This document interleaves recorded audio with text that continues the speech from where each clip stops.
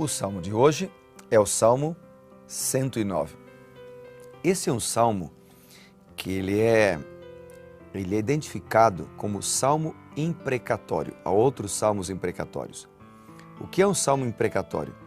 É um salmo que profere maldições contra os inimigos do povo de Deus, ou contra os inimigos do salmista. Então ele pede para Deus a vingança contra o mal. Pede para Deus a vingança, a retribuição, o juízo contra aqueles que andam longe dos caminhos do Senhor ou contra aqueles que se opõem à palavra, ao caminho de Deus. Só que há algo interessante aqui. Primeiro, o salmista nunca coloca a vingança nas suas próprias mãos, mas ele sempre atribui a responsabilidade desse juízo nas mãos de Deus. Isso é algo muito importante para a gente frisar. Ou seja, os salmos imprecatórios não nos dão uma autoridade para nós nos vingarmos de outras pessoas.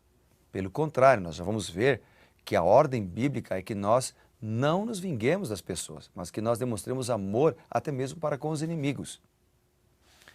Então, o salmo imprecatório é duro de se ler. É até assim uma leitura árida às vezes. Mas quando nós vemos com essa visão em mente de que o salmista está pedindo para Deus fazer justiça, nós vemos nele, primeiro, uma pessoa humana, autor bíblico, uma pessoa humana. Segundo, uma pessoa que tinha uma comunhão com Deus tremenda, que ele se deixou usar pelo Senhor. Quarto, ele era tão íntimo de Deus que ele falava para Deus os seus sentimentos, da sua angústia, da sua necessidade, daquilo que ele precisava. Então o Salmo 119 é isto. Nós temos aqui uma advertência àqueles que retribuem amor com ódio. Nós temos aqui uma advertência àqueles que retribuem a bondade com ingratidão e um pedido do salmista para Deus fazer justiça. Ele então diz o seguinte, no versículo 4, 3 e 4.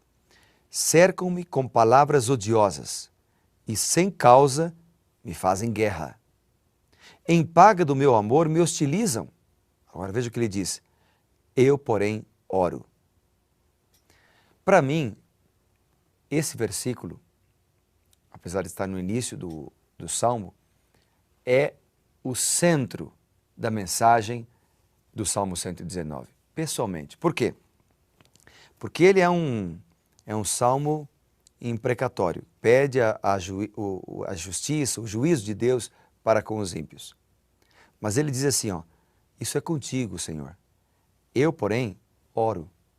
Eu sou hostilizado, eles me pagam o bem com o mal, eles me perseguem, eles me condenam sem o merecer. Mas eu, porém, oro. Eu sou discriminado, eu sou perseguido, mas eu, porém, oro. Que lição tremenda! Às vezes nós temos vontade de fazer a justiça com as próprias mãos, de nos vingar de alguém que nos traiu, que pisou no nosso pé, que nos decepcionou, que falou uma coisa e não cumpriu, ou que espalhou calúnias do nosso nome para com um monte de gente. Nosso desejo é nos vingar dessa pessoa. Mas Deus pede para que nós tenhamos uma outra atitude. Ele pede que nós oremos. Quando a gente vai, por exemplo, eu quero convidar você para ler o que diz Romanos no capítulo 12, no versículo 17 até o 21. Vamos ver o que diz ali? Romanos capítulo 12, lá no Novo Testamento. Pega a sua Bíblia e vamos abri-la ali. Romanos capítulo 12. Aqui está, a partir do verso 17. A Bíblia diz assim, Não torneis a ninguém mal por mal. Esforçai-vos por fazer o bem perante todos os homens. Se possível, quando depender de vós, tenham paz com todos os homens. Não vos vingueis, amados, mas dai lugar à ira, porque está escrito, a mim me pertence a vingança. Eu é que retribuirei, diz o Senhor. Então a vingança pertence a Deus. Qual é a ordem do Senhor? para nós nos esforçarmos por fazer o bem. Agora, quando a gente vai para as palavras de Jesus, por exemplo, lá em Mateus, no capítulo 5, quero convidar você a abrir a Bíblia. Mateus capítulo 5 e o versículo 44. Vamos ler juntos? Mateus capítulo 5 e o versículo 44. Olha o que diz aqui a palavra de Deus. Mateus 5, verso 44, vamos achar. Está aqui, ó. Vem aqui. Eu, porém, vos digo, amai os vossos inimigos e orai pelos que vos perseguem. Não é tremendo este desafio? Orai pelos que vos perseguem e amem os vossos inimigos. Quando a gente vai lá para Lucas, no capítulo 6, verso 28, você pode abrir a sua Bíblia também, em Lucas capítulo 6 e o versículo 28, nós lemos o seguinte. Lucas 6, verso 28. Diz a palavra: bendizei aos que vos maldizem, orai pelos que vos caluniam. Uau! Isso não é tão fácil, você sabe disso. Orar pelos que nos caluniam, orar pelos que nos perseguem e amar os inimigos é algo sobre-humano. Porque a nossa vontade humana é bater, é revidar, é pagar na mesma moeda, é dar o que a pessoa merece. Mas Deus está nos chamando a dar o que a pessoa não merece. O amor, o perdão. Isso é tão importante, porque quando nós odiamos alguém, quando nós não perdoamos alguém, é como você dar um veneno para alguma pessoa, esperando que... é como você tomar o veneno esperando que a outra pessoa morra. É impossível isso. Há um texto muito interessante que eu quero ler contigo, que está no livro Caminho a Cristo, nas páginas 93 e 94, que dizem o seguinte: as trevas do maligno envolvem os que negligenciam a oração. Veja, as trevas envolvem aquele que não ora. As sutis tentações do inimigo o levam ao pecado. E tudo isso por não fazerem uso do privilégio da oração que Deus lhe conferiu. Por que deveriam os filhos e filhas de Deus ser tão relutantes em orar, quando a oração é a chave nas mãos da fé para abrir o celeiro do céu, onde se acham armazenados os ilimitados recursos da onipotência?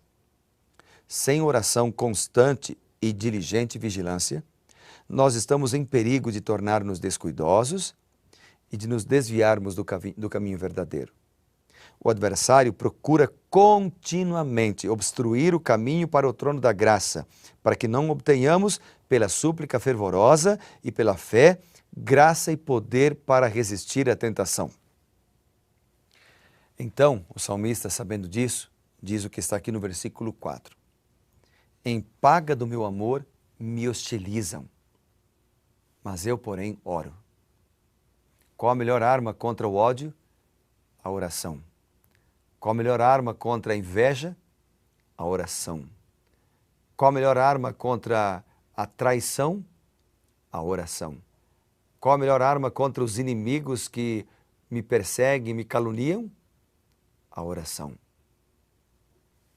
Quando alguém me diz assim, pastor, aquela pessoa fez isso, fez aquilo outro e tal, eu pergunto, quanto tempo você já orou por ela?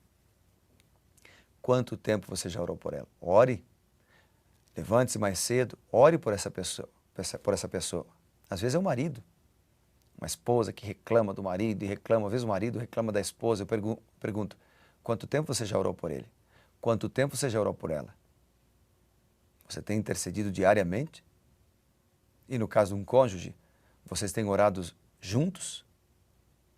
Faça uma experiência, dobre os joelhos, abrace o seu marido, abrace sua esposa e orem juntos. Certamente vocês terão uma nova experiência no seu casamento. Certamente a sua vida será diferente, a sua igreja será diferente, a sua comunidade será diferente, se você orar mais. Como diz o versículo 2, em paga do meu amor me hostilizam, eu, porém, oro. O salmista orava e jejuava, como está no versículo 24, e em resposta Deus atuou. versículo 21 diz: Tu, Senhor, age por mim, por amor do teu nome, livra-me, porque grande é a tua misericórdia. Se nós orarmos, Deus vai agir por nós. Deus vai agir em nosso lugar. Verso 26 diz: Socorre-me, Deus. Socorre-me, salva-me, segundo a tua misericórdia. No versículo 28 diz: Eles me amaldiçoam, mas tu abençoa. É por isso que eu quero orar por você, porque esse é um tema difícil. Vamos colocar a nossa vida nas mãos do Senhor? Bondoso Deus e Pai, cuida da gente e nos ajuda a perdoar. Usa-nos, Pai bondoso, em teu serviço e nos ajuda para que a gente possa orar mais também. Amar os inimigos e orar pelos que nos perseguem. Oramos isso em nome de Jesus. Amém. Que Deus te abençoe, tenha um bom dia ao lado do Senhor Jesus e lembre-se, seja reavivado pela sua palavra.